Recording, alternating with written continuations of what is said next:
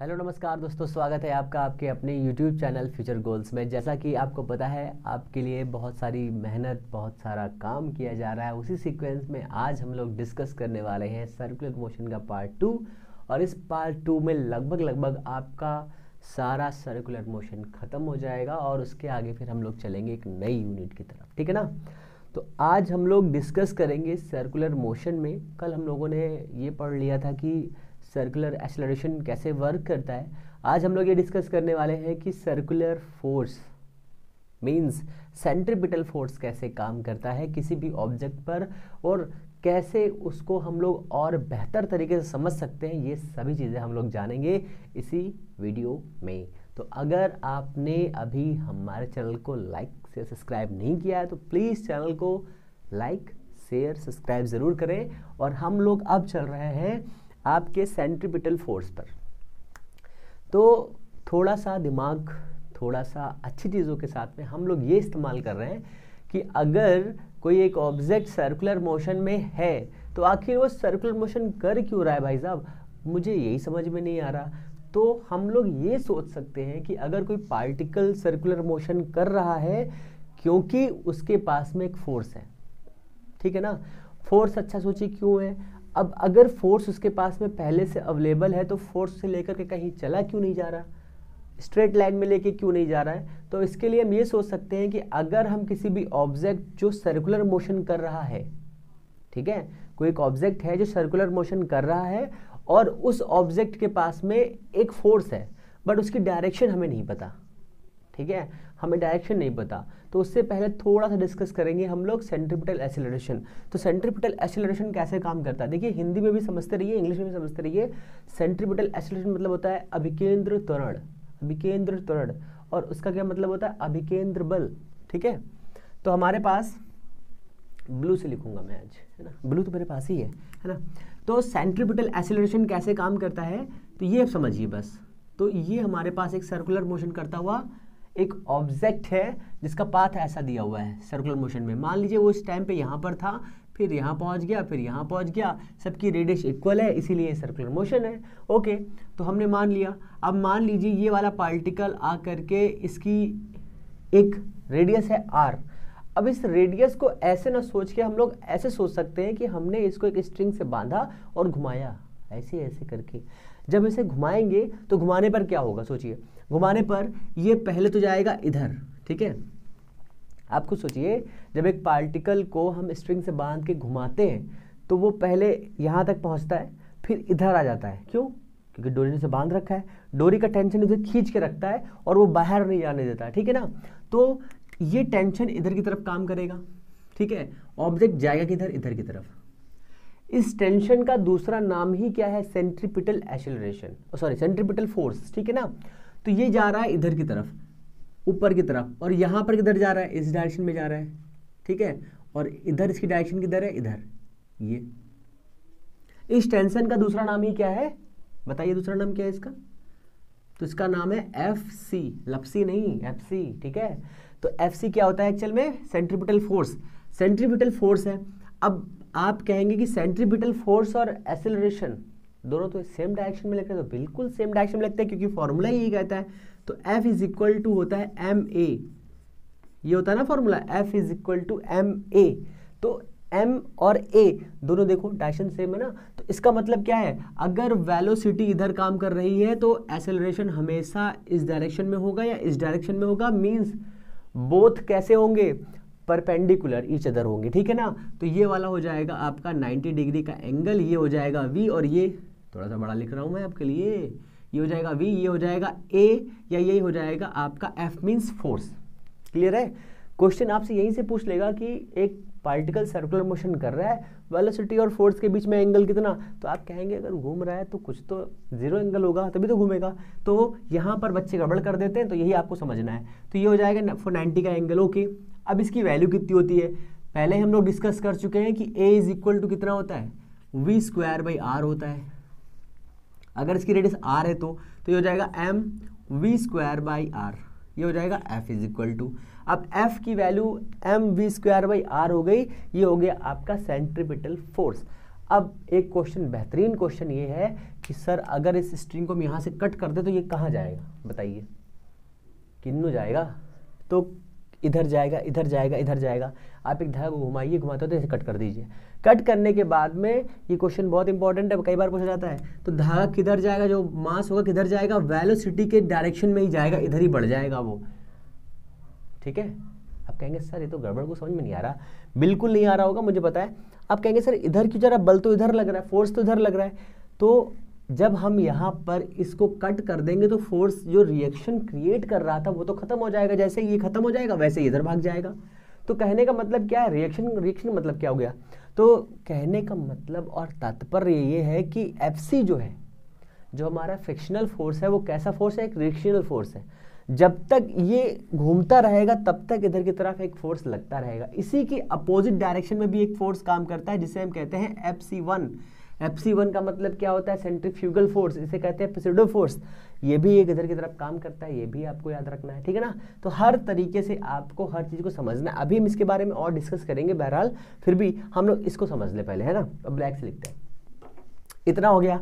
अब कहेंगे सर ये Fc इधर काम कर रहा, कुछ अभी पल्ले ना पड़ा मन में, तो बिल्कुल पल्ले पड़ेगा अभी। तो ये हो गया हमारा, फिर से समझिए इसको, एक सर्कुलर मोशन में एक ऑब्जेक्ट इधर जाना चाह रहा था, ठीक है, ये तो इसकी इंटेंशन ऑफ मोशन किस डायरेक्शन में है, ऊपर की तरफ, मीन्स इधर, ठीक है, इसके परपेंडिकुलर। और जब यहाँ पहुँचेगा तो इधर जाना चाहेगा, ठीक है। तो अभी थोड़े वीडियोस पहले आपने फ्रिक्शन पढ़ा था कि इंटेंशन ऑफ मोशन की अपोजिट डायरेक्शन में फ्रिक्शनल फोर्स काम करता है। तो कहेंगे सर बिल्कुल काम करता है। तो कहेंगे सर यहाँ तो फ्रिक्शन लग नहीं रहा, बिल्कुल लग रहा है सर, एयर का फ्रिक्शन भी तो फ्रिक्शनल फोर्स होता है। तो यहाँ पर फ्रिक्शनल फोर्स काम करेगा इधर, क्योंकि ये जाना चाह रहा है किधर, इस डायरेक्शन में, क्योंकि ये भाग जाना चाहता है अपने इस सर्किल से, ठीक है। तो यहाँ से ये जाना चाहता है इधर की तरफ और इस पर फोर्स लग रहा है इधर की तरफ, ये हो जाएगा फ्रिक्शनल फोर्स। और फ्रिक्शनल फोर्स भी एक सर्कुलर मोशन क्रिएट करने वाला फोर्स हो सकता है, ये भी हम लोग कह सकते हैं। हालांकि ये हम लोग अभी बैंक में पढ़ेंगे, बैंकिंग में पढ़ेंगे, उसकी बात अलग है। तो यहाँ पर ये हो गया आपका F = ma और mv²/r। इसको खोल लीजिए जरा सा, अभी बंद है ये। v क्या होता है, r ओमेगा, तो ये हो जाएगा हमारा r² ω²/r। इस r से r कैंसिल हो जाएगा, तो हमारा फोर्स कितना आ जाएगा, हमारा फोर्स आ जाएगा mr ω², ठीक है, क्लियर है। अच्छा ठीक है, यहाँ से थोड़ा सा और खेल कर लेते हैं।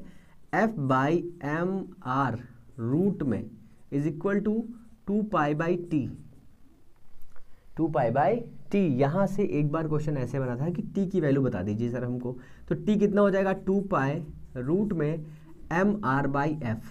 ये वाला फॉर्मूला आपसे पूछा गया था और कई बच्चों ने सही किया था, कई बच्चों ने गलत कर दिया था, तो ये आपको याद रखना है। ओके, ये हमारा सेंट्रीपिटल फोर्स हो गया, बहुत ईजी है। अब सेंट्रीफ्यूगल फोर्स क्या होता है, यहाँ से क्वेश्चन और बन जाता है कि सर सेंट्रीफ्यूगल तो फोर्स में समझ में आ गया, जो सेंटर की तरफ काम करता है उसे हम सेंट्रीपिटल फोर्स कहते हैं। तो कहने का मतलब ये है कि सेंट्रीफ्यूगल फोर्स एक्चुअल में क्या है, क्रीम सेपरेटर कैसे काम करता है।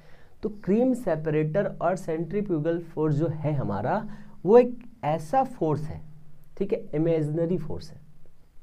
कैसे समझिए, अब देखो ये फोर्स इधर की तरफ बाहर की तरफ लग रहा है, ये अंदर की तरफ लग रहा है, दोनों एक दूसरे को बैलेंस कर रहे हैं, ठीक है।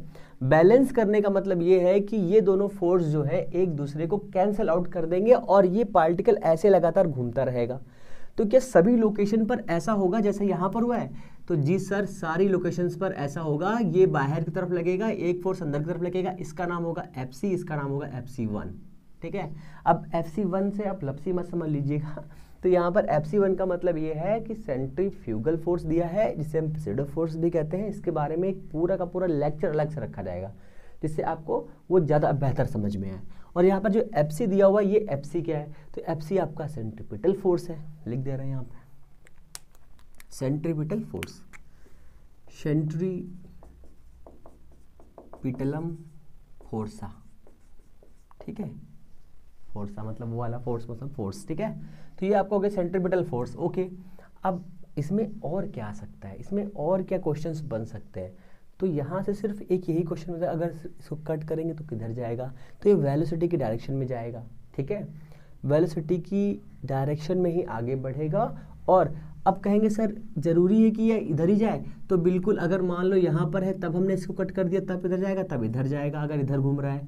अगर ये एंटी क्लॉकवाइज घूम रहा है और इस वाले पॉइंट ए पर है और यहाँ पर हमने इसको कट कर दिया, तो जो पार्टिकल होगा उसकी डायरेक्शन किधर होगी, इस डायरेक्शन में होगी। अगर ये एंटी क्लॉकवाइज घूम रहा है और इस पोजीशन पर होगा और यहाँ पर इसको हमने कट कर दिया, तो ऊपर की तरफ जाएगा। सिंपल सी बात है।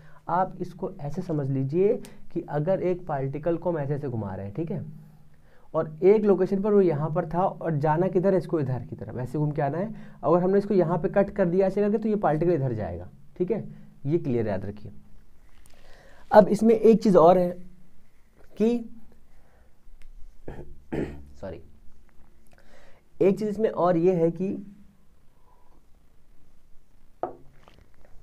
हाँ, इसमें एक चीज़ और ये है कि अगर ये फोर्स जो इधर की तरफ लग रहा है और जो बैलेंस कर रहा है, अगर दोनों फोर्स इक्वल हैं और अपोजिट हैं, तो ये कैंसिल हुए जा रहे हैं, तो फिर भी यहाँ पर फोर्स क्यों लग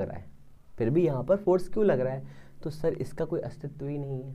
ठीक है, ये कब काम आएगा, तो ये क्रीम सेपरेटर जब यूज़ होता है उसमें काम आता है, उसके लिए हम लोग अलग से समझेंगे, है ना।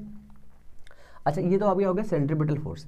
अब आप ये सोचिए कि अगर एक पार्टिकल, बैंकिंग के बारे में समझते हैं, एक हमारे पास कार है, ठीक है, एक कार एक स्ट्रेट लाइन पे जा रही है, ओके, एक स्ट्रेट लाइन पे कार जा रही है, ये स्ट्रेट लाइन है और इस स्ट्रेट लाइन पे हमने कार बनाई। पहले तो हम कार बनाते बढ़िया सी, कार बना रहे, कार, ये हो गई सन 87 की कार। ठीक है, ये हमारी कार हो गई। ये छिक गाड़ी है ना, ये कार जा रही है। अब कहेंगे सर कार जा रही है तो कार से हमारा क्या लेना देना है, बिल्कुल लेना देना है। अगर कार सीधे जा रही है तो कोई दिक्कत नहीं है।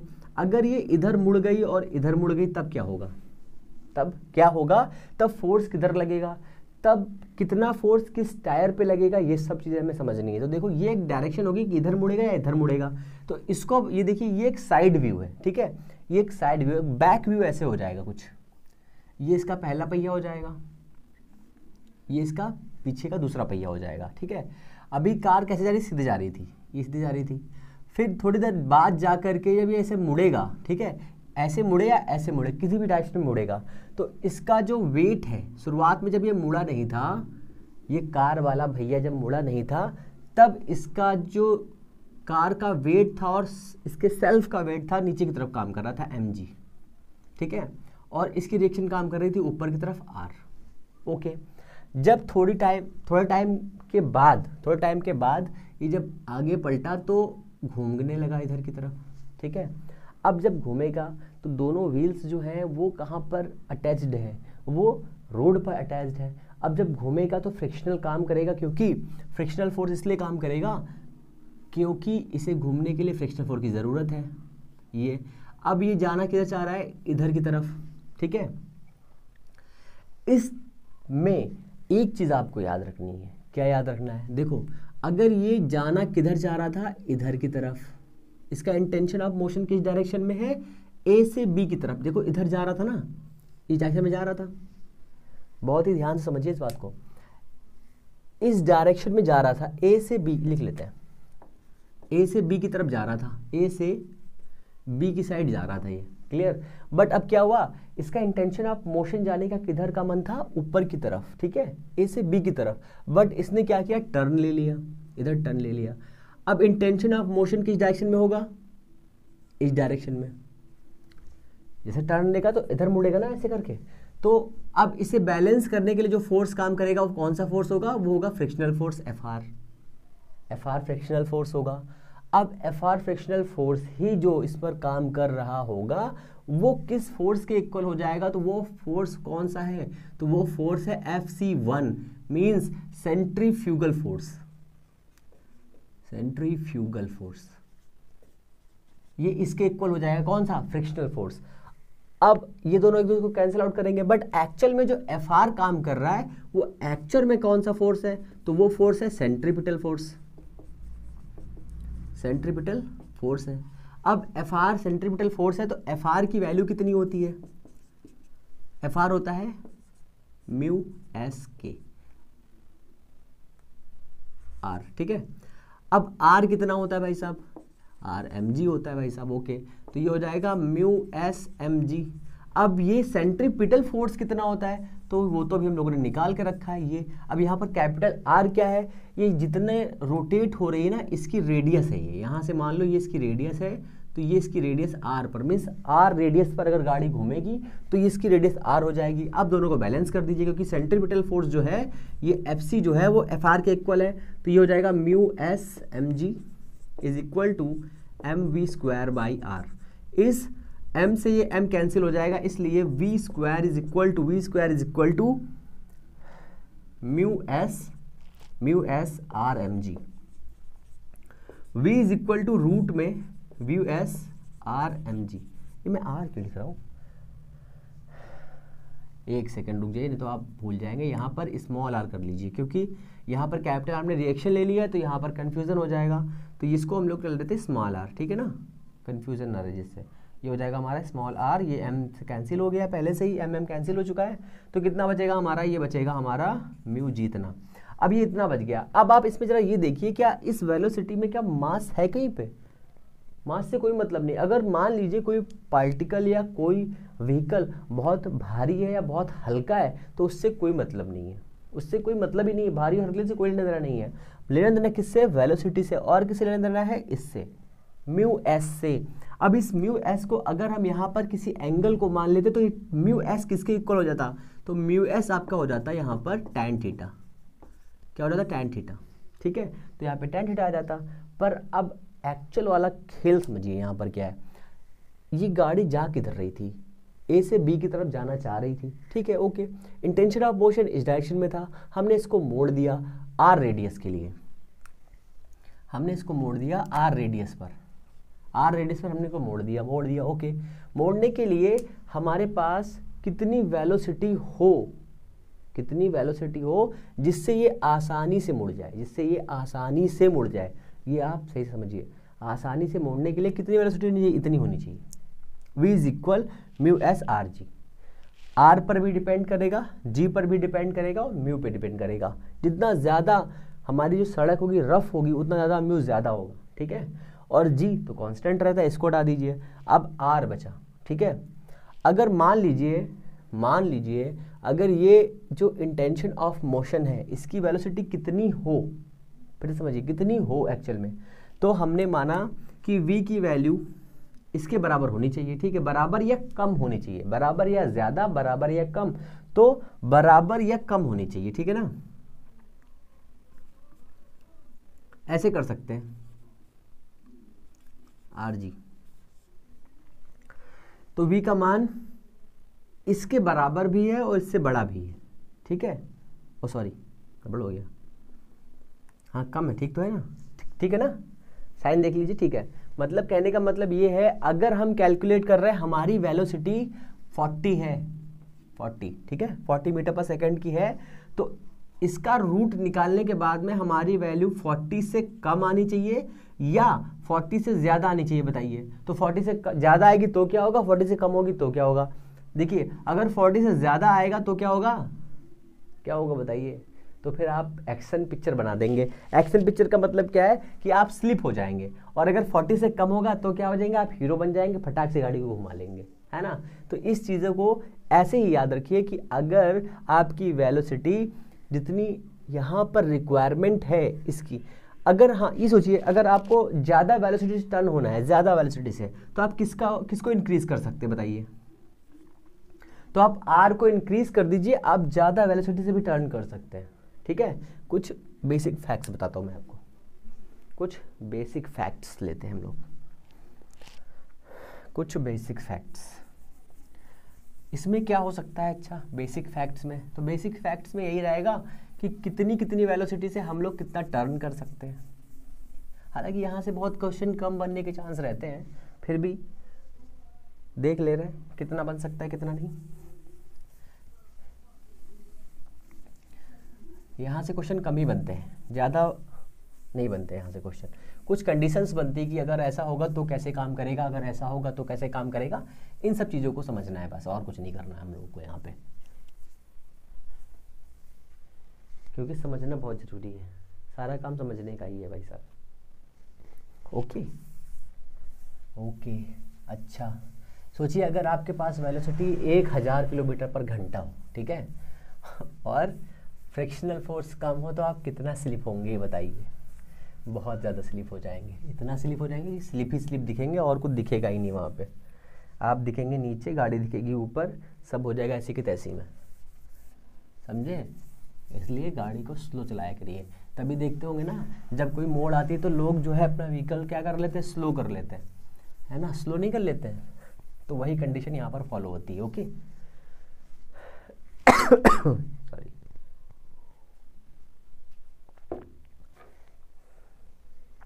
ओके इतना हो गया ना। अब आप ये सोचिए कि अगर हमारे पास जो कंडीशन बनी थी वो कंडीशन थी v is equal to root mu R जी, ठीक है। अगर हमें जल्दी से टर्न लेना है, ठीक है, मैक्सिमम वेलोसिटी के साथ में जल्दी से टर्न लेना है तो हमें क्या करना पड़ेगा, हमें रेडियस बड़ी करनी पड़ेगी। जितनी ज़्यादा बड़ी रेडियस होगी उतना जल्दी से हम तेज़ी से टर्न हो सकते हैं। अगर रेडियस कम होगी तो क्या होगा, दोनों क्वेश्चंस देख लेते हैं एक साथ। सोचिए हमारे पास दो रेडियस है, ये एक रेडियस है, ठीक है, इसको ऐसे कवर कर लीजिए, और एक चिन्ह से रेडियस है ये। यहाँ पर पार्टिकल जा रहा है 40 की स्पीड से, यहाँ भी जा रहा है 40 की स्पीड से। अब समझ जाइए किसमें कौन क्या होने वाला है। ये वाला पार्टिकल यहाँ दिखाई देगा, ये वाला पार्टिकल यहाँ दिखाई देगा। क्यों? क्योंकि इसकी रेडियस कम है, स्पीड ज़्यादा है। रेडियस कम होने से स्पीड इफेक्टेड है और रेडियस ज़्यादा होने से भी स्पीड इफेक्टेड है। दोनों चीज़ें आपको याद रखनी है कि अगर आप कहीं पर भी मुड़ रहे हैं तो आपको अपनी स्पीड और उस सड़क का फ्रिक्शन कोफिशिएंट भी देखना पड़ेगा, ठीक है ना। इन चीज़ों को समझना पड़ेगा क्योंकि ये काम आती हैं। ओके, एक और अच्छा सा एग्जांपल है ये कि अगर आप किसी सड़क पर जा रहे हैं, भाई साहब ठीक है, कहेंगे सर जा रहे हैं, बिल्कुल जा रहे हैं, सभी लोग जाते हैं सड़क पे। ये है हमारी सड़क, वो है ना चिकनी सड़क। ये हमारा है व्हीकल, ठीक है, पीछे वाले पहिए मान लो, ठीक है। और पहले साइकिल वाला बात कर लेते हैं ना, पहले साइकिल वाला देखते हैं। साइकिल वाला है, ये स्ट्रेट लाइन पे जा रहा है, शुरुआत कंडीशन इसकी ये स्ट्रेट लाइन पे जा रहा है। ओके, स्ट्रेट लाइन पे जा रहा है, ठीक है, कोई दिक्कत की बात नहीं है। इसका वेट मान लो यहाँ पर है, ये चिंटू ऐसे बैठा हुआ है इसके ऊपर, ये इसके ये ऐसे करके अब चला जा रहा है ऐसे करके। ओके, अब इसका वेट नीचे की तरफ है, अभी तो कहेंगे सर बिल्कुल नीचे की तरफ है। दूसरी कंडीशन में आइए, अब यहाँ पर इसको मिल गई मोड़। अब मोड़ पर क्या करेगा, ये मुड़ेगा। तो मुड़ने के लिए आपने देखा होगा आप खुद को थोड़ा सा मोड़ लेते हैं। क्यों मोड़ लेते हैं? क्योंकि आपका जो सेंटर ऑफ मास है ना उसको थोड़ा सा चेंज कर देते हैं इधर से। जैसे ही आपका ये देखिए, ये इसकी पहली वाली पोजीशन है। अब ये यहाँ पर पहुँच गया, मान लीजिए इस लोकेशन पर, इसका सेंटर ऑफ मास यहाँ पर था ना जी। अब इसने यहाँ पर कर लिया इसको जी। ये यहाँ से एंगल बना रहा है थीटा, तो इसकी रिएक्शन काम करेगी इधर की तरफ, ऊपर की तरफ, और इसका वेट किधर काम करेगा, नीचे की तरफ, ठीक है। ये हो गया इसका mg। अब ऊपर क्या काम करेगा, r cos थीटा काम करेगा, और इधर क्या काम करेगा, इसका काम करेगा r sin थीटा। कहेंगे सर ये क्या बता रहे हैं, ये क्या फालतू चीज़ें लिखे दे रही हैं इसमें। तो बेटा सुनो, शांत रहो मेरे लाल, अभी देखना सब सही हो जाएगा। अब इसमें क्या करना है, अब देखो इसने शुरुआत में यहाँ पर था, जब ये मुड़ रहा है, अपनी साइकिल को मोड़ रहा है, तो उसने क्या किया, कुछ एंगल बनाया, ठीक है, बेस से कुछ एंगल पर नीचे आ गया। इससे क्या हुआ, इसका जो सेंटर ऑफ मास है ना थोड़ा चेंज हो गया, इधर उधर हो गया, ठीक है। इधर उधर का मतलब समझा रहा हूँ मैं आपको। अब वो यहाँ पर आ गया मान लो, अब वो इस कंडीशन पे आ गया, कंडीशन नंबर 2 पे आ गया, कंडीशन नंबर 2 पे आ गया यहाँ पर, ठीक है। इस कंडीशन पे आने से क्या हो गया, इसका मास कम हुआ या ज़्यादा हो गया, सोचिए, ये देखिए, ठीक है। अगर इस कंडीशन पे ये पहुंच रहा है, उस सिचुएशन पर इसके पास में दो खेल हो गए, दो खेल इसके पास हो गए। नीचे की तरफ आ गया, इधर साइड में चला गया जी, इधर की तरफ, ठीक है ना। दो फैक्टर काम कर रहे हैं। पहले तो उसने क्या किया, अपना r cos थीटा जो है ये कर दिया और r sin थीटा कर दिया। उसने किसको बढ़ा दिया, इसने इसको बढ़ा दिया और इसकी वैल्यू कम कर दी। कैसे कम कर दी, आप सपोज करिए कि शुरुआत में इसका थीटा कितना था, 90 डिग्री था, सॉरी 0 मान लीजिए, 0 डिग्री था, ठीक है। 0 की वैल्यू कितनी होती है, 1, मतलब मैक्सिमम। मीन्स इस कंडीशन पर इसके पास r कितना था, मैक्सिमम, और यहाँ पर उसने क्या किया, मान लीजिए 30 उसने कर लिया एंगल, तो यहाँ पर इसकी आर की इस वाले फैक्टर की तो वैल्यू कम हो गई ना, और शुरुआत में इसका मान 0 था, तो यहाँ पर आर साइन कितना था, 0 था, ठीक है ना। आर साइन यहाँ पर 0 था, यहाँ पर आर कॉस मैक्सिमम था। अब आर कॉस मैक्सिमम था, अब उसने क्या किया, उसने आर कॉस को कर दिया कम और इसको कर दिया ज़्यादा। क्यों किया ऐसा, क्यों किया, सोचिए क्यों किया। इसलिए कर दिया क्योंकि उसे है घूमना, उसे है टर्न लेना। अब टर्न लेने के लिए उसने आर को बढ़ा दिया। अब आर को बढ़ाया किसकी रिस्पेक्ट में और इसको घटाया किसकी रिस्पेक्ट में, तो दोनों के साथ देख लीजिए। पहले देखिए आर कॉस थीटा को क्या किया उसने, mg के इक्वल कर दिया, ठीक है। दूसरा क्या किया उसने, दूसरा ये किया कि आर साइन थीटा को उसने क्या कर दिया, सेंट्रीपिटल फोर्स के इक्वल कर दिया। ये आर रेडियस है, ठीक है। अब दोनों को कट करेंगे तो कितना आ जाएगा, tan theta is equal to आ जाएगा आपका, ये बहुत बेसिक फार्मूला है, v square by R G, ठीक है। V square by are g आपका फार्मूला आ गया। इस फार्मूले का इस्तेमाल कर लेना है हम लोगों को, तो इस फार्मूले का जब इस्तेमाल करेंगे तो हो जाएगा कितना, V square is equal to tan theta R G. अभी हम लोगों ने डिस्कस किया है कि म्यू एस क्या होता है, tan थीटा होता है। अगर इसे हम कन्वर्ट करना चाहें तो यहाँ पे कर सकते हैं, हालांकि हमें इसकी कोई ज़रूरत नहीं है, इसलिए हम क्या करेंगे, tan थीटा आर जी कर लेंगे इसको, और ये करेंगे v, ठीक है। अब कहेंगे सर इसमें फॉर्मूला निकाल दिया आपने, ये क्या हो गया, कुछ नहीं हुआ बेटा, फिलहाल समझो इस बात को फिर से। शुरुआत में उसके पास में r की वैल्यू मैक्सिमम थी, तब वो सीधे जा रहा था, ठीक है। अगर वो सीधे ही मुड़ता, मतलब सीधे ही रह करके मुड़ जाता, ठीक है, तो क्या होता, अगर सीधे जा करके ऐसे ही मुड़ जाता, तब कंडीशन क्या बनती, सोचो। अगर वो इस कंडीशन को फॉलो ना करता, सीधे मुड़ जाता, तो आर और ये बराबर रहते और साइन थीटा 0 रहता। इस कंडीशन पर वेलोसिटी गई भैंस पानी में हो जाती, ठीक है ना। यहाँ पर कुछ होता ही नहीं, इसकी वेलोसिटी वैसी ही रहती, किसके बराबर, आर एम जी के बराबर ही रहती। तो यहाँ पर सेंट्रीपिटल फोर्स काम ही नहीं करता, फ्रिक्शनल फोर्स काम ही नहीं करता, फ्रिक्शनल फोर्स काम ही नहीं करता, वो स्लिप हो जाते भाई साहब, ठीक है। स्लिप होने से बचने के लिए उसने क्या किया, अपने सेंटर ऑफ मास को चेंज किया, ठीक है, इधर उधर खिसकाया थोड़ा सा। खिसकाने के बाद में क्या हुआ, आर साइन थीटा को इंक्रीज कर दिया, कैसे, थीटा को बढ़ा के, थीटा को बढ़ाया, आर बढ़ गया। अब इस कंडीशन में आप समझिए कि यहाँ पर देखिए आर कितना है, यहाँ पर देखिए आर साइन थीटा, अगर हम इस थीटा को 0 कर दें तो यहाँ पर 0 रखने पर आर साइन थीटा की वैल्यू कितनी आएगी, 0, और इसकी वैल्यू कितनी आएगी, आर आएगी, ठीक है। और जब हमने थीटा को बना दिया है, मतलब थीटा को बढ़ा दिया है, तो आर कॉस थीटा की वैल्यू कितनी होगी, आर कॉस 30 का मतलब क्या होता है, √3/2, मीन्स आर की वैल्यू कितनी हो गई है, 0.732 हो गई है, ठीक है। और यहाँ पे इसकी कितनी हो गई है, 0.5 हो गई, मतलब शुरुआत में कितनी थी, 0 की कितनी हो गई है, आधी हो गई है।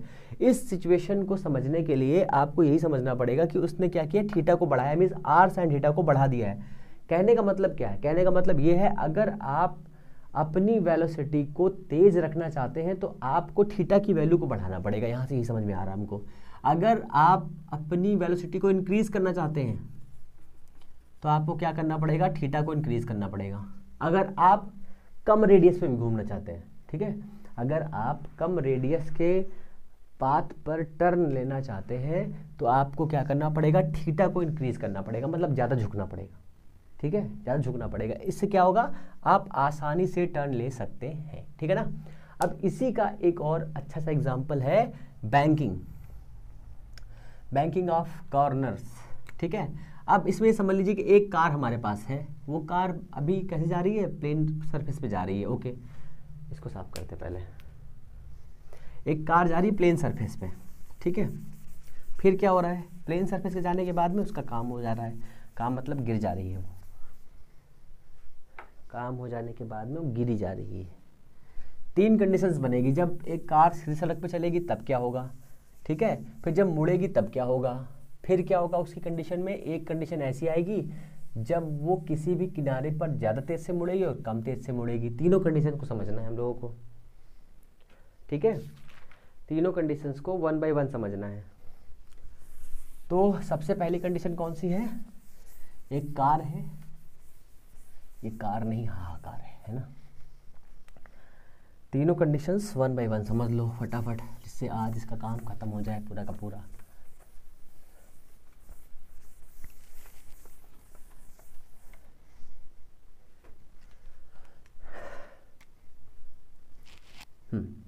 एक कार है, ठीक है, यहाँ से जा रही है, तो कार ऐसा समझिए, ये कार है, ऐसे जा रही है, सीधे सीधे जा रही है, आराम से जा रही, ओके। तो इसका वेट जो इसका, मान लो ये कार 50 किलो की सपोज कर लो, या 1 कुंटल की है, ठीक है, या 2 कुंटल की है, तो 1 कुंटल इस पर 1 कुंटल इस पर, दोनों टायरों पे लगेगा वेट, काम खत्म, जा रही है आराम से, जा रही, ठीक है। तो यहाँ पर कहने का मतलब ये है कि ये एक कार है, इसका एक व्हीकल यहाँ पर है और एक व्हीकल यहाँ पर है, ठीक है, पहिया, और इसका आर काम कर रहा है नीचे की तरफ, मीन्स एम जी काम कर रहा है नीचे की तरफ, एम जी काम कर रहा है नीचे की तरफ, ठीक है, इसका एम जी, और आर काम कर रहा है ऊपर की तरफ। अब वेट कितना कितना रखा है, मान लो इसका 2 किलो का वेट है, तो W/2 यहाँ पर काम करेगा, W/2 यहाँ पर काम करेगा, टोटल वेट W है, ठीक है, टोटल वेट W बराबर mg, ओके, इतना है। सीधे ये जा रही है, मान लो ये ऐसे कर लो इसको, है ना, सीधे जा रही है ऐसे करके, इसका बैक वाला है, बैक व्यू है। फिर क्या हुआ, अब ये कार थोड़ी सी मुड़ रही है, ठीक है, मुड़ जा रही है, तो मुड़ने की सिचुएशन पर क्या होगा इसके साथ में, अब देखो जब ये कार मुड़ेगी उस सिचुएशन पर क्या होगा, ये और एक इसका व्हील है यहाँ पर, 2 व्हील्स हो गए। अब जब ये कार ऐसे मुड़ेगी, ऐसे जा करके ऐसे जाना चाह रही है, ये टेचना मोशन इधर है और ये ऐसे मुड़ेगी, ठीक है, उस सिचुएशन पर क्या होगा, कंडीशन ये है, उस सिचुएशन पर क्या होगा, बैंकिंग पढ़ रहे हैं हम लोग। फिर अब यहाँ पर आ जाएगा इसका mg, नीचे की तरफ काम करेगा, पहले तो ये आप याद रखिए, ठीक है। अब इसमें 2 फोर्स काम करेंगे, पहला कौन सा फोर्स होगा, सेंट्रीपिटल फोर्स, किधर काम करेगा, अंदर की तरफ, ठीक है, ये इसकी रेडियस है,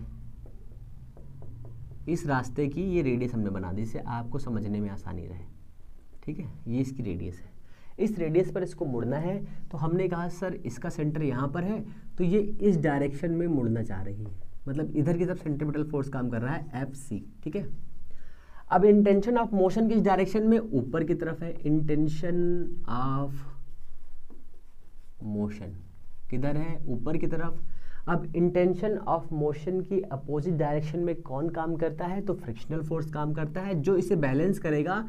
तो ये देखिए इस डायरेक्शन में इसको बैलेंस करने के लिए एक फोर्स काम करेगा, इसका नाम होगा Fc1, और इस Fc का जो काम करेगा वो होगा आपका फ्रिक्शनल फोर्स। जो Fc में सेंट्रीपिटल फोर्स का काम करेगा वो फ्रिक्शनल फोर्स काम करेगा, और इसको बैलेंस करने का काम कौन सा करेगा, सेंट्रीफ्यूगल फोर्स काम करेगा, ओके। आप कहेंगे सर इतना हो गया, अब देखो दोनों की डायरेक्शन क्लियर कर लो। अगर ये इधर मुड़ेगा तो, और अभी यहाँ पर क्या है कि बिल्कुल प्लेन सरफेस है, तो इस सिचुएशन में क्या होगा, सेंट्रीफ्यूगल फोर्स बाहर की तरफ काम करेगा, ओके। सेंट्रीपिटल फोर्स बाहर की तरफ काम कर रहा है इस व्हीकल पर, तो बाहर की तरफ का मतलब क्या है, अगर इसको यहाँ पे बनाए हम लोग तो देखो mg इधर काम कर रहा है, बाहर की तरफ मीन्स कुछ इधर की तरफ काम करेगा, या मान लो कुछ इस डायरेक्शन में काम करेगा, अगर ऐसे इसको माना जाए तो कुछ इस डायरेक्शन में काम करेगा, ठीक है ना, इधर की तरफ काम करेगा Fc1, ठीक है ना। तो इसका रिजल्टेंट किधर आएगा, इधर की तरफ आएगा। अगर इस लोकेशन की हम लोग बात करें और पहला वाला फोर्स यहाँ मान, दूसरा वाला फोर्स यहाँ माने, तो इस सिचुएशन को आप समझेंगे तो देखो ये इसका रिजल्टेंट R आ रहा है यहाँ पे, तो रिजल्टेंट R का मतलब क्या है, देखो ये mg काम कर रहा है, यहाँ पर इसका W1 है, यहाँ पे W2 है, अब इसका रिजल्टेंट इसके बीच में आ रहा है R, इधर कौन सा फोर्स काम कर रहा है, इधर फोर्स काम कर रहा है Fc1 का मतलब क्या है, Fv²/R, ठीक है। अब रिजल्टेंट R की वैल्यू कितनी हो जाएगी, R इज इक्वल हो जाएगा mg²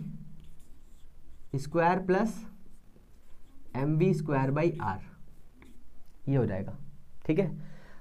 अब कहेंगे सर इसका मतलब क्या, समझ में नहीं आया, बिल्कुल समझ में नहीं आया होगा, क्योंकि अब देखो यहाँ पर रिजल्टेंट कहाँ पर आ रहा है, इसके सामने आ रहा है, मीन्स दूसरे वाले व्हील के सामने आ रहा है, इस वाले व्हील पर ज़्यादा फोर्स काम करेगा, ज़्यादा जो वेट होगा लगेगा। अगर कोई भी व्हीकल ऐसे टर्न होगा राइट साइड में, सॉरी लेफ्ट साइड में, अगर कोई व्हीकल टर्न होगा, लेफ्ट साइड में अगर टर्न होगा, तो राइट वाला व्हीकल है उस पर ज़्यादा वेट होगा, ज़्यादा फ्रिक्शनल फोर्स काम करेगा, ज़्यादा इस वाले की जो कलपुर्जे है ज़्यादा खराब हो जाएंगे, ठीक है ना। अब इसे बैलेंस कैसे करें, इसे रिसॉल्व कैसे करें, रिसॉल्व भी हमको बताना है। तो रिसॉल्व करने के लिए हम क्या करेंगे, इसको हम थोड़ा सा टेढ़ा कर देंगे।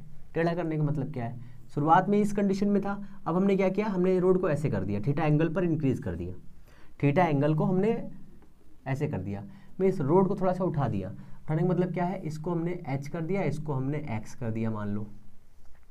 अब हमारा व्हीकल यहाँ पर है मान लो, ठीक है। व्हीकल यहाँ पर है। अब इसका वेट किधर काम कर रहा है, अब इसका वेट नीचे इधर की तरफ काम कर रहा है mg, और इसका आर किधर काम करेगा, इधर की तरफ काम करेगा आर, और इधर क्या काम करेगा, इधर काम करेगा आर कॉस थीटा। अब ये क्या बचा, थीटा एंगल हो गया। इधर की तरफ क्या काम करेगा, आर साइन थीटा। ये आर साइन थीटा किसके बराबर हो जाएगा, तो ये फ्रिक्शनल फोर्स के बराबर हो जाएगा। अब अगर थोड़ा सा दिमाग आप लोग लगाएं तो आपको समझ में आ जाएगा कि अगर हम इन दोनों का रिजल्टेंट भी निकालें, अगर ये घूम भी रहा है तो ये इधर की तरफ जाएगा, FC1 इधर लगेगा, तो रिजल्टेंट किधर आएगा, मिडिल में ही आएगा ना R। तो R बराबर यहाँ पर कितना हो जाएगा, mg plus FC square, FC dash square root में। रिजल्टेंट कहाँ, सेंटर में आ रहा है। मतलब इस कंडीशन को लगाने के बाद में हम इस पर जो इस वाले व्हील पर ज़्यादा प्रॉब्लम हो रही थी, ज़्यादा दिक्कत हो रही थी, इसको रिसॉल्व कर सकते हैं ऐसा सिस्टम बना करके। अब ये सिस्टम क्या है, तो ये सिस्टम सर वो है, आपने देखा होगा जब रोड बनती है ना, थोड़ी सी रोड को उठा दिया जाता है, मीन्स ऐसा कर दिया जाता है। मान लो शुरुआत में रोड ऐसे थी इस सिचुएशन में, फिर क्या किया, इस वाले के एक साइड को उछाल दिया गया ऐसे करके। कहाँ पर उछाल जाता है, तो जहाँ पर हमें मुड़ना होता है उसका एक साइड हम लोग थोड़ा सा उठा देते हैं। उठाने पर क्या होता है, उठाने पर ये हो जाता है। होने से इससे फ़ायदा क्या है, तो इस पर इस वाले व्हील और इस वाले व्हील पर कोई फ़र्क नहीं पड़ता। इससे क्या होता है, दोनों व्हील बेहतरीन रहते हैं, कोई दिक्कत नहीं होती है, और सारा वेट इस मिडिल पे ही रहता है, ठीक है ना। अब दूसरा काम क्या है यहाँ पर, अब इसको बैलेंस कर लेते हैं फटाफट। बैलेंस करने का मतलब क्या है, तो वही आपका आ जाएगा R sine theta is equal to F R. F R का मतलब क्या है, म्यू एस आर। इसका मतलब क्या है, M V square by R. R मतलब फ्रिक्शन वाला फोर्स, और R cos theta is equal क्या हो जाएगा, एम जी हो जाएगा आपका, ठीक है, एम जी हो जाएगा। सभी को बैलेंस कर लीजिए, एक फोर्स आ जाएगा, तो यहाँ से हो जाएगा tan theta is equal to F R by M G, या फिर mu S R by M G, या आर इक्वल रखेंगे तो हो जाएगा mu S is equal this, ये आ जाएगा आपका। सेम कंडीशन वही आ रही जो पहले हम लोग पढ़ चुके हैं। कहने का मतलब यही है, इसमें सिर्फ इतना आपको इतना ही समझना है कि एक्चुअल में फ्रिक्शनल फोर्स किधर काम कर रहा है किधर नहीं कर रहा है, बस, और कुछ नहीं। आपको सिर्फ ये याद रखना है कि जब कोई भी कार, व्हीकल, कुछ भी हो, आपसे पूछेगा कि जब बैंक पर काम करते मतलब टर्न होते हैं, क्या मास उस पर डिपेंड होता है, बिल्कुल डिपेंड नहीं करता, ठीक है, आपको ये याद रखना है, ओके। अब इसके आगे हम लोग चलते हैं कोन पेंडुलम पे, ठीक है। कोन पेंडुलम कहेंगे सर ये क्या है, इसे कहते हैं शंकुलोलक, हिंदी में शंकु एंड लोलक, ओके। इसमें करना क्या है, इसमें कुछ नहीं करना है, इसमें हम लोग को फॉर्मूला ड्राइव करना है, उसी को बता देना है कैसे क्या करना है उसका। हालांकि यहाँ से छोटे मोटे क्वेश्चंस बनते हैं, या फिर ऐसे कह सकते हैं ये हॉरिजेंटल मोशन हो सकता है, इसे ये भी कह सकते हैं हॉरिजेंटल मोशन भी इसे बोल सकते हैं हम लोग कि हॉरिजेंटल मोशन कर रहा है अगर कोई पार्टिकल, सर्कुलर मोशन के रूप में। फिर वर्टिकल मोशन पढ़ेंगे, फिर सर्कुलर वाला मोशन, फिर ये चैप्टर ख़त्म हो जाएगा, फिर नेक्स्ट लेवल पे चलेंगे हम लोग। अच्छा ठीक है, अब ये हो गया। अब हमारे पास एक कोन पेंडुलम, कोन पेंडुलम की सीक्वेंस क्या है, सीक्वेंसिंग तो पानी पी लेते फिर होता है ना। तो कोन पेंडुलम ऐसे आप याद रखिए कि एक पार्टिकल है, उसको अपने ऐसे पकड़ा डोरी से और ऐसे से घुमा रहे हैं, ऐसे करके, तब क्या होगा, इस सिचुएशन को समझना है हम लोगों को। तो हमारे पास ये एक बेस प्लान है, ठीक है, और यहाँ से एक डोरी हमने लटकाई है, स्ट्रिंग। इस स्ट्रिंग में यहाँ पर एक पार्टिकल है, वो ऐसे घूम रहा है, ठीक है, और सिचुएशन कहाँ पर है, उसका सेंटर यहाँ पर है, और एक लोकेशन मान ली हमने इस वाले पॉइंट पर हमारा क्या रखा है, हमारा मास है, बॉब है, इसे बॉब कहते हैं, ठीक है, और ये ऐसे घूम रहा है, ठीक है। तो आपको पता है कि सेंट्रल पर काम करेगा, स्ट्रिंग हो जाएगी, इसकी लेंथ मान लीजिए एल ले लें, हाँ चलिए एल ले लेते हैं स्ट्रिंग की लेंथ, ठीक है। तो ये इसको मैंने ऐसे मिला दिया, ठीक है। इस सिचुएशन को समझिए, और यहाँ से ये हमने एक स्ट्रिंग को, इसी का स्ट्रिंग का भाग है, ये स्ट्रिंग ऐसी ही है। शुरुआत में इसकी कंडीशन यहाँ पर थी, इनिशियल पॉइंट पर यहाँ पर था, फिर क्या हुआ, थोड़ा टाइम बाद जब से घुमाना स्टार्ट किया हॉरिजॉन्टल प्लेन पे, तो ये ऐसे घूम रहा है, ठीक है ना, इसका मास ऐसे है, तो ये एंगल थीटा पर है, थीटा मास, थीटा एंगल पर ये घूम रही है, ठीक है, सर्कुलर मोशन कर रही है। तो हमने माना कि सेंट्रल से यहाँ पर जाने पर इस डायरेक्शन में और इस डायरेक्शन में, एक्चुअल में अगर ये हम स्टेटल रख रहे हैं तो ये हो जाएगा mg नीचे की तरफ, ठीक है। फिर ये एंगल इसका थीटा दिया हुआ है, तो ये कितना हो जाएगा, mg cos थीटा हो जाएगा, ठीक है। इस डायरेक्शन में कितना फोर्स काम करेगा, तो हो जाएगा mg sin थीटा काम करेगा। अब टेंशन किधर काम करेगी, तो ऊपर की तरफ काम करेगी, बिल्कुल ठीक है ना। अब बस आपको बैलेंस करना है और कुछ नहीं करना है इसमें, बस इतना ही खेल है यहाँ पे। तो दो इक्वेशंस बना लीजिए, t is equal to mg cos theta, mg cos, equation number 1। फिर दूसरी इक्वेशन किधर काम करेगी, इधर की तरफ, तो क्या हो जाएगा, ये एफ हो जाएगा। एफ क्या होता है, M V square by L, ये रेडियस, ठीक है, चलिए रेडियस लेते हैं आर, ठीक है, is equal to M G sine theta, equation number 2।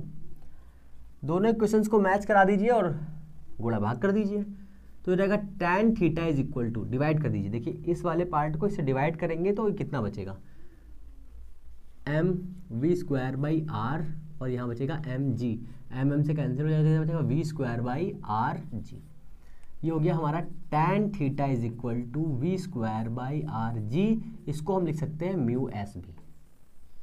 ये वाली इक्वेशन याद रखिए पहली, ओके। कहेंगे सर ये क्या हो गया, बेटा ये लाल मेरे ये ऐसे हो गया, ठीक है। अब इसके आगे समझिए, अब आपको यहाँ से दो वैल्यू निकालनी है। देखिए ये वाली वैल्यू क्या है, आर, ये है एंगल थीटा, ठीक है।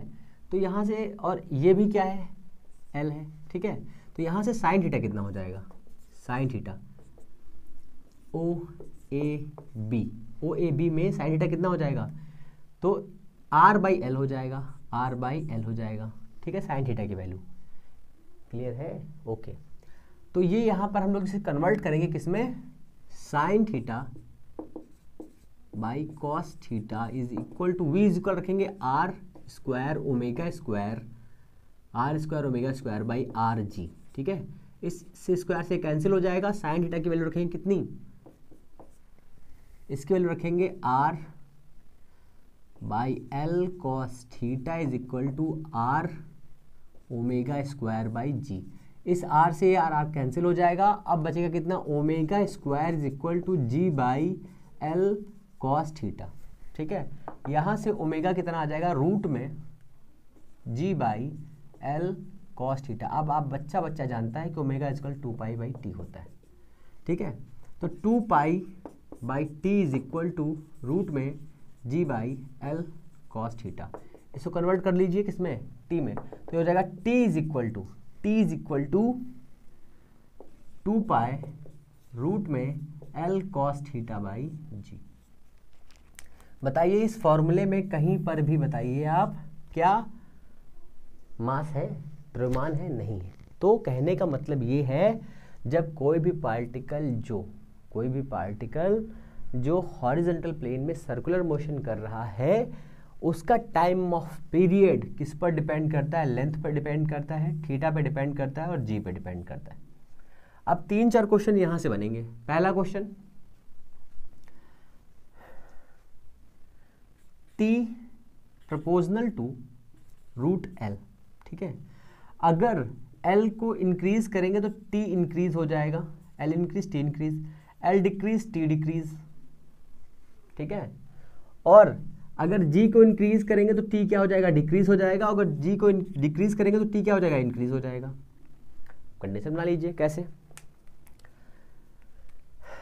गर्मियों में क्या होता है, समर में क्या होता है, लेंथ अपने मन से इंक्रीज हो जाती है, टेम्परेचर की वजह से, ठीक है। जैसे ही टेम्परेचर इंक्रीज होगा वैसे ही टाइम ऑफ पीरियड क्या हो जाएगा, बढ़ जाएगा। टाइम ऑफ पीरियड बढ़ गया, इसका मतलब क्या हो गया बताइए। वॉच, आपके पास एक वॉच है, उस वॉच के पास में अगर टाइम ऑफ पीरियड बढ़ गया तो घड़ी क्या हो जाएगी, फास्ट हो जाएगी या स्लो हो जाएगी, तो घड़ी हो जाएगी स्लो। इस कंडीशन को कहते हैं स्लो, ठीक है। फिर विंटर आ गया, विंटर में क्या होता है, लेंथ कम हो जाती है तो घड़ी क्या हो जाती है, फास्ट हो जाती है। इसको भी याद रखना है। अब आप इस वाली कंडीशन पे आइए, आप चले गए पोल्स पे और आप चले गए इक्वेटर्स पे। इक्वेटर्स पे क्या होता है, जी की वैल्यू मैक्सिमम होती है, जी की वैल्यू मैक्सिमम है, टी की वैल्यू कम हो जाएगी। पोल्स पर जी की वैल्यू क्या होती है, मिनिमम होती है, तो यहाँ पर क्या हो जाएगी, समझ गए ना मतलब। तो ये आपका हो गया कोन पेंडुलम।